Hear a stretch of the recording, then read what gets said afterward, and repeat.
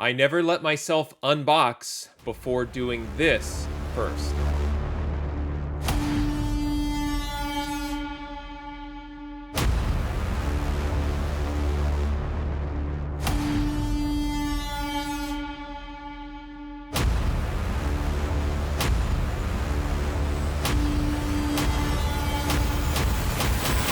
Hey there, today I have an unboxing video, and in this video, I'm actually not going to unbox comics, but let me explain. I have this problem that I think I've shared before, but I often order a lot of comics, I mean, maybe that is a problem, but I don't see it as a problem. I think I forget what step that is it admitting there's a problem, but I don't think I have a problem. But the problem that I have is that I order more comics than I open. And I have talked to a number of my friends about this, and they all say that I'm crazy, that when you order comic books, that's part of the fun is getting the order and opening up the packages and looking at the condition and adding books to your collection and celebrating grail pickups and all of these things that come along with it.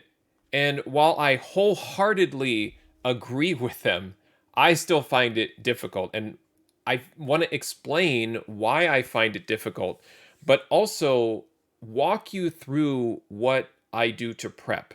And I think that hopefully that'll be a little bit interesting to you. I know that there has been some discussion, and I receive a lot of comments around like, how do I catalog my comics, and can I make spreadsheets available and everything. And what I thought about doing is, instead of always feeling sort of underwater or overwhelmed with my backlog of comic book orders, I thought I would share the process that I go through so that you can see how I'm cataloging and tracking everything. And I have tried to make this as fast of a process as possible. But the short version of what I do is I essentially take the digital invoice that I receive from the store, copy it into a template, which then that template parses the invoice. It spits out all of the comic books that I've ordered in a specific format, and then I copy that into my comic book ledger master spreadsheet.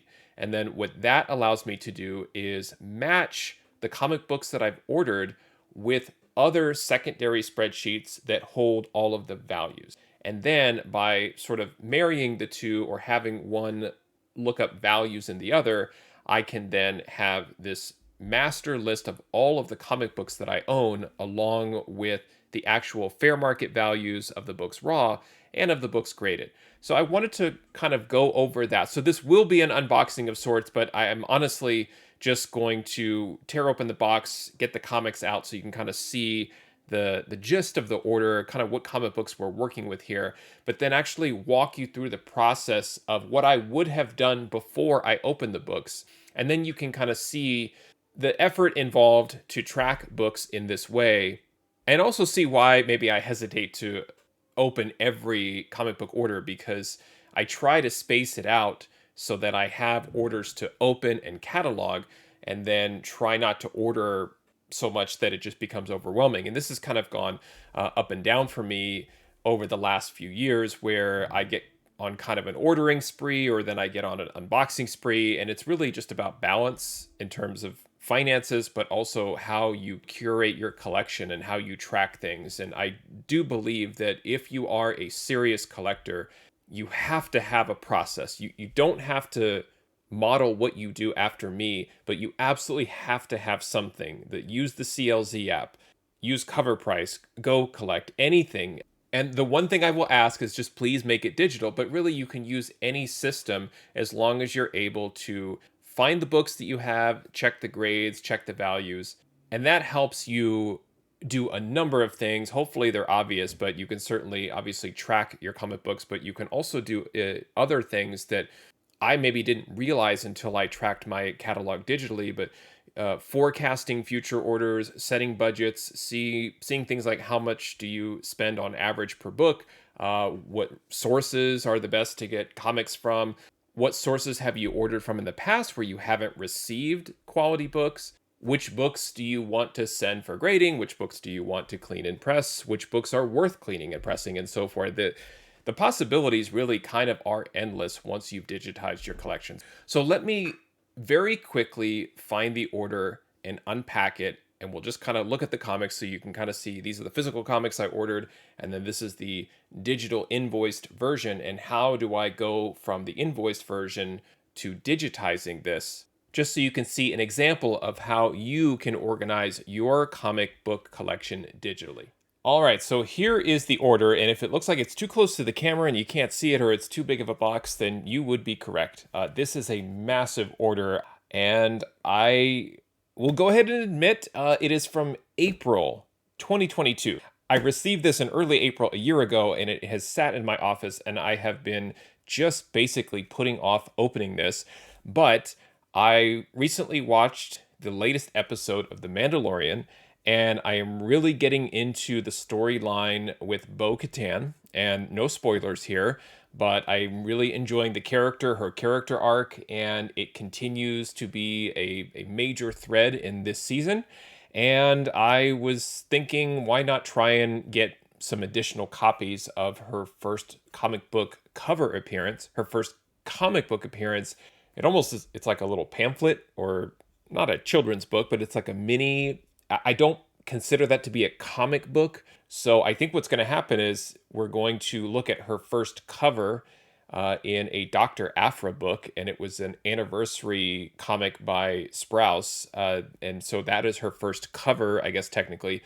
And then I assume if the comic book format or adaptation of Mandalorian continues into season 2, that we'll get her first appearance in true comic book form in season 2. Anyway, it's a character that's growing on me. I was not really into Bo-Katan through Clone Wars. I just never really got into the character, but the live action character, I really appreciate it. Okay, you've been staring at a cardboard box this whole time, listening to me talk about Mandalorian. The reason I'm opening this order is because I had pre-ordered that book and I never opened it. So when I was looking through my digital inventory, I could not find that book. I knew that I had it. And then when I started to look into my order history, I found the book in an old Things from Another World order. So what I'm going to do is open this up and just get the comics out of here. But I'm not going to go through every single book like I normally do. I'm going to transition to preparing to go through every book so that you can see what my process is. But first, let me get the comics out of this massive, giant cardboard box.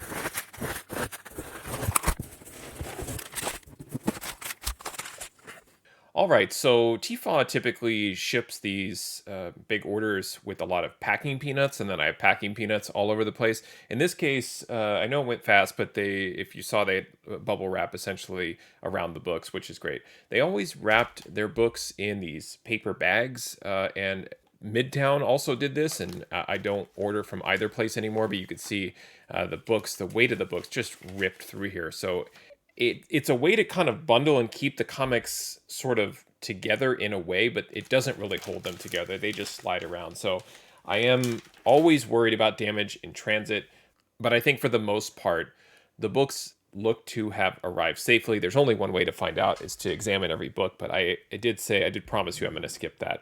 But just so you can kind of see, to complete the unboxing as far as what you could expect from Things from Another World, they just put these giant bricks together. To me, it's almost like a punishment, right? So you place these massive orders for multiple hundreds of dollars in a pre-order, and then it's just like, we're gonna throw them all together in one giant package, and you're just gonna have to deal with it. It's almost like they don't want you to do that, but anyway, let me just show you just at a glance kind of the time frame of the books that I was ordering. Here's Detective 1056, great Lee Bermejo cover. He's the one doing the Joker, The Man Who Laughs covers that everybody loves. Department of Truth, Venom, Lethal Protector #1, and I'm just kind of eyeballing the condition, and it's tough. Some of them do look like they have bent corners. I'm sure there'll be plenty of stack increases. Great Bill Sienkiewicz variant for Venom Lethal Protector here. Yeah, so I imagine many of these have stack increases. Like here's a really bad one, Wolverine. This patch you can kind of see there, really, really awful. Listen, I'm not saying this is Things from Another World's fault. It's definitely mine for leaving these books just sit and get crunched. Um, Very cool. Wolverine #5, Russell Dodderman variant. I collect these like crazy. I love them. And just kind of eyeballing this one, and it looks, I would say that for the most part, yikes. For the most part, the books are going to be okay and probably have some general creases from stacking, right? I think that that's a given. I'm just kind of looking for really obvious and significant damage.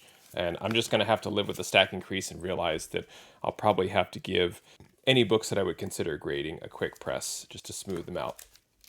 All right, kind of hunting around, just picking specifically for the Dr. Aphra books, but here's Catwoman 41, great Jenny Frison cover. Carnage #1, really great stuff.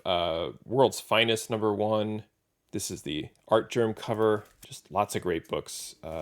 So, another reason why maybe I hesitate to open an order like this, because this is going to take me some time. I grade every comic book myself. So to actually go through awesome Michael Cho, Batgirls 4, to actually go through each book and grade them, it takes some effort, and I enjoy it. It's a lot of fun for me. It's just part of the hobby. It just takes time. So a lot of times what I end up doing is just I don't have the time to do it, and so the orders kind of sit around. So this is going way back. Spider-Man 93, remember this guy? First Chasm. How many of those did I order? Looks like 2. Avengers 53. Yeah, so great comics, love it. Just a lot to work on, a lot to do. And of course, in the one brick I picked, the book that I'm talking about wasn't in there. But hopefully you get the idea. So these are the comics that I got from Things from Another World. I'm just going to put this Dodderman one front and center because I love this one. And it's from April 2022. They sat here for a year, and I just opened them right now. But typically, before I do this, I have all of this prep work that I've done in the background to kind of keep myself organized so that by the time I open these books and I grade them and match them up with my other spreadsheet cataloging things, I first have to get the digital invoice that includes all of the books that I ordered into a specific format. But first, let me show you how I do that with this. It looks like 82 book order from Things from Another World. If you think I'm going to type in every single book that I ordered, I'll show you how I do not do that.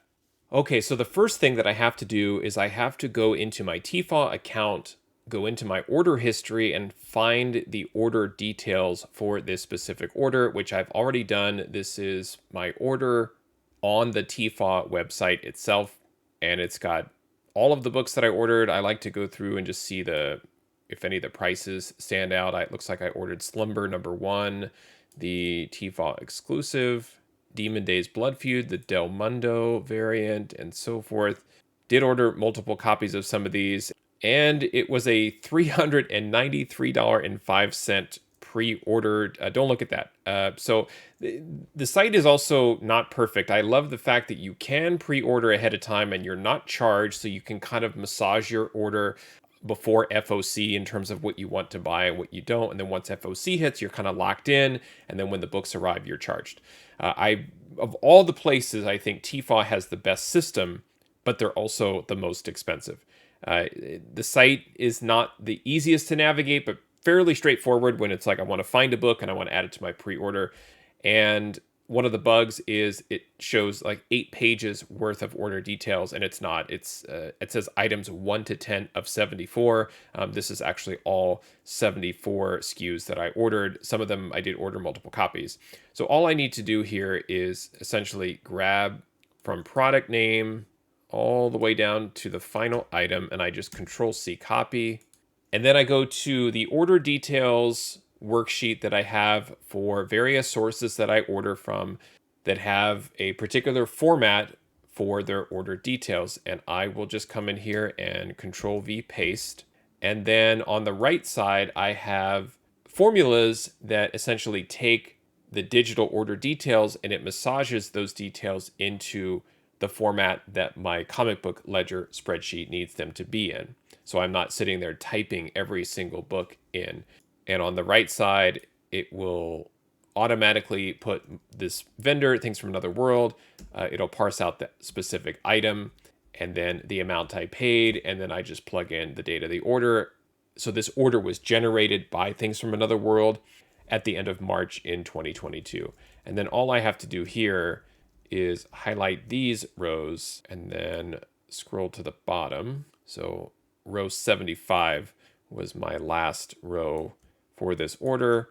Control D, and now I have every single TFA item all parsed out into the specific format that I need it to be in. Now, the only other thing that I have to do is I have to account for any items where I ordered more than one copy. So what I'm going to do is I'm going to select all of the rows except for the header. And you can see this format: ordered one, shipped one. So if I select those and then go to sort range, and I want to sort on column D, and it doesn't really matter the order. And what this will do is it will put the items where I ordered more than one together. So the hit me number one, cover A by Decal, you'll see on the right hand side it's showing 279 for the item, but I actually ordered two, so that's fine. And the way that I do this is I will just come in here, insert a row above, and then Control D to clone it, and then just keep doing that for each one. So here is Darth Vader number 21, the Sprouse variant, not specifically the one I'm looking for, but I've got two of those. Hulk number 5, ordered two of those. Silk 3, ASM 93, the Gleason variant. Captain Marvel 37, the Momoko variant.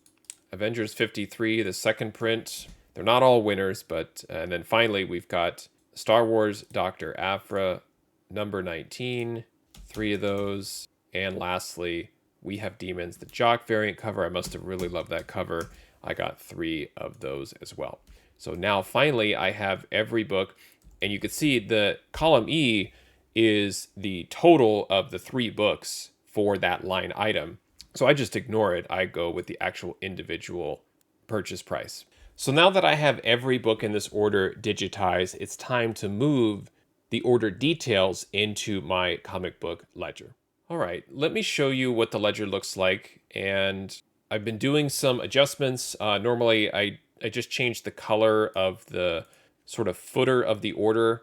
So if I have made updates, I can tell which orders have received the updates. It is a little bit of a manual process, but essentially it's a lot of cloning of rows and then changing the background color. It's not that big a deal, but I'm going through and trying to evaluate, what books I could sell and also what would I want to sell them for, so that it's in line with fair market value.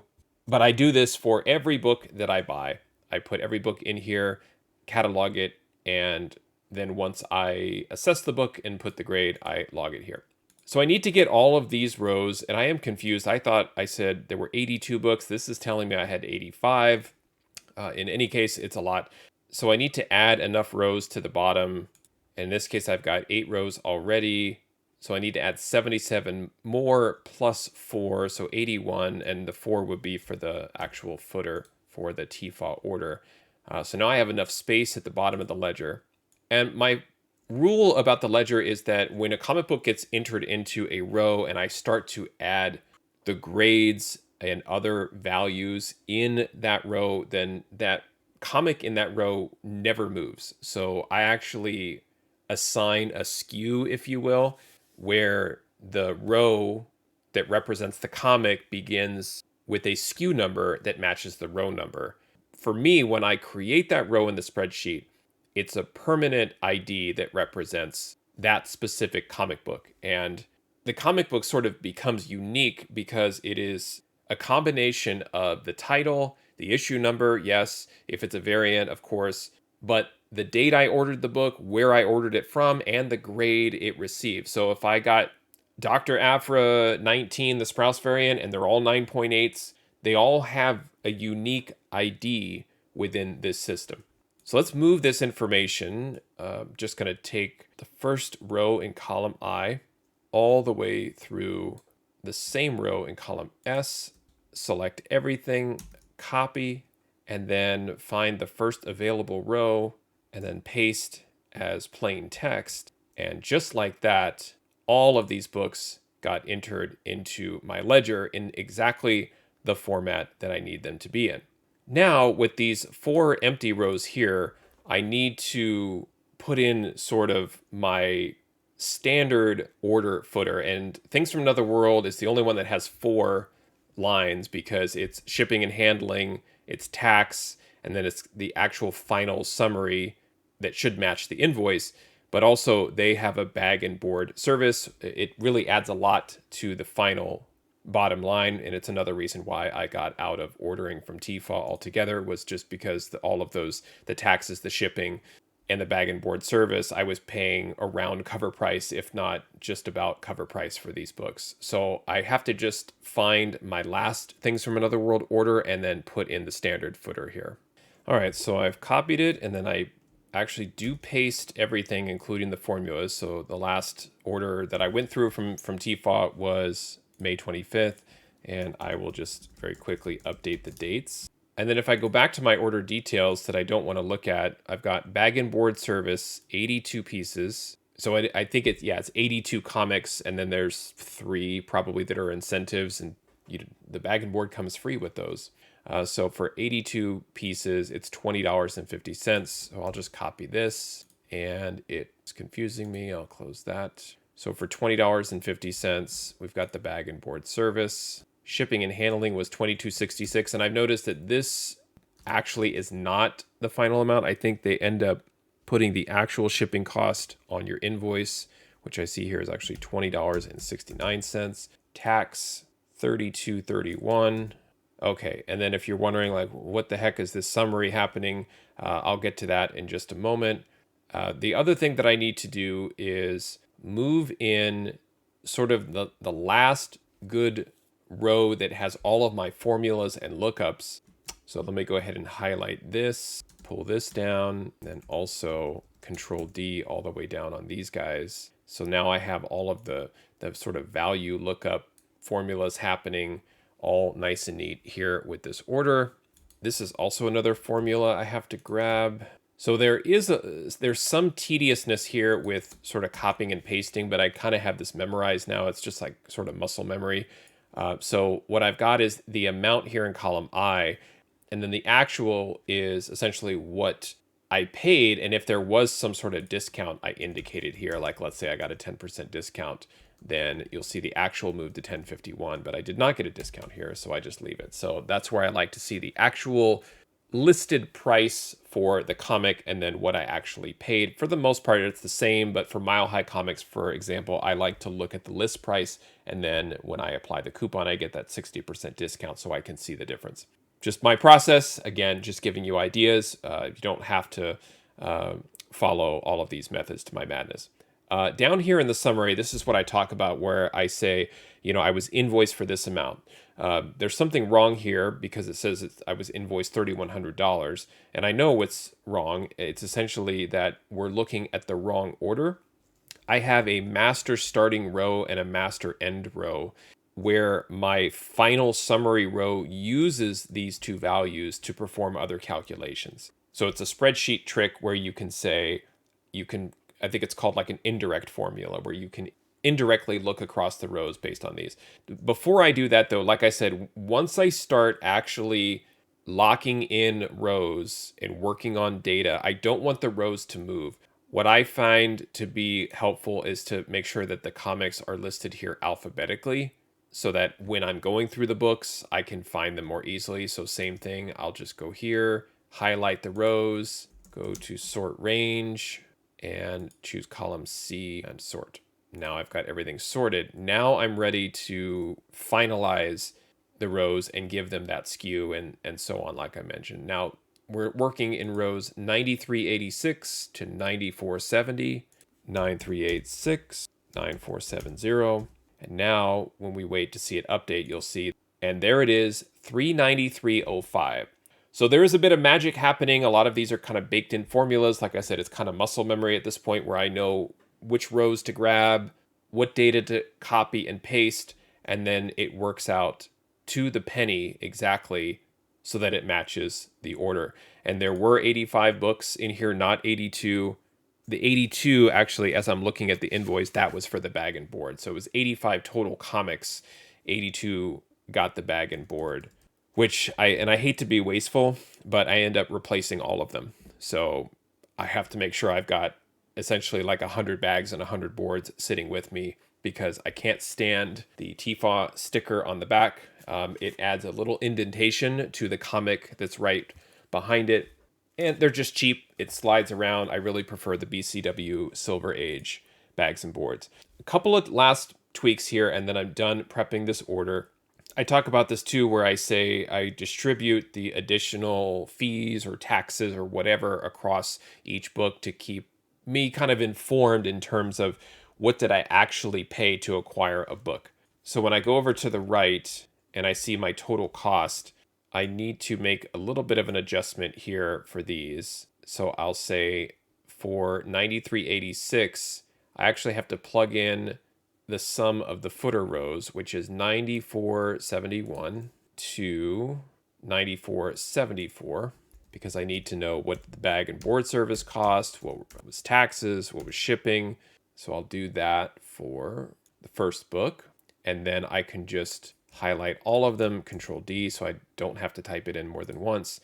And then, like I say, if my math is correct, and it's not my math, it's the spreadsheet's math. Now, I originally came up with the formula, but if the math is correct, then the sum, which is this, it's the sum of, again, using the indirect formula here, and up at the top, you can kind of see my formula, but I'm using the sum of this row to this row, right? So instead of having to select all in sum, and this is where things have gotten a little bit quicker. I'm still doing some things manually to kind of set this up, but for the most part, I'm able to use some tricks to make this go a little bit faster.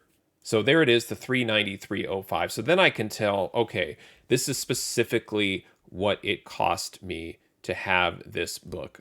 So the X Lives of Wolverine #5, I thought that was a 1 in 25, the Dodderman book, but it's just open order. So the cover price on that one is $4.99. TFAW lists it at $3.99, and then I ended up paying $4.85. So just to kind of see what is your true cost. So you're basically saving 14 cents on it's. I love the book. It's great. I'm glad that I pre-ordered it. But is it that much of a savings? I mean, you'd have to find it somewhere for less than cover price that is sending it to you with like maybe free shipping or something like that. So the tough part for me is that the bag and board service is optional, but if you don't order it, they just send you the book without a bag and board, and I'm not ordering that many books without the extra protection on it. So it's almost like I insured the order in a way for $20. I mean, if you asked me for that, yeah, but it doesn't guarantee insurance because they could still be damaged in transit. But the bag and board service, shipping, handling, and tax, and I think I just realized that these that I'm kind of highlighting down at the bottom here, they're hidden, but this is the bag and board service, this is shipping and handling, this is tax, and then this is the final summary of the comics. So as I go through an order like this, I will simply open the book, I will take a look at it, I'll decide, do I want to read it, do I want to just grade it and move on? And then when I'm finally done with the book, I will put the grade in, and it will automatically find this comic in my values workbook and bring in the value so that I can see, okay, at the end of the day, was this considered to be an order that added value to my collection, or did I overpay? Are these comics not worth anything? Because I do understand and want to know what these comics are worth or how I could add additional value.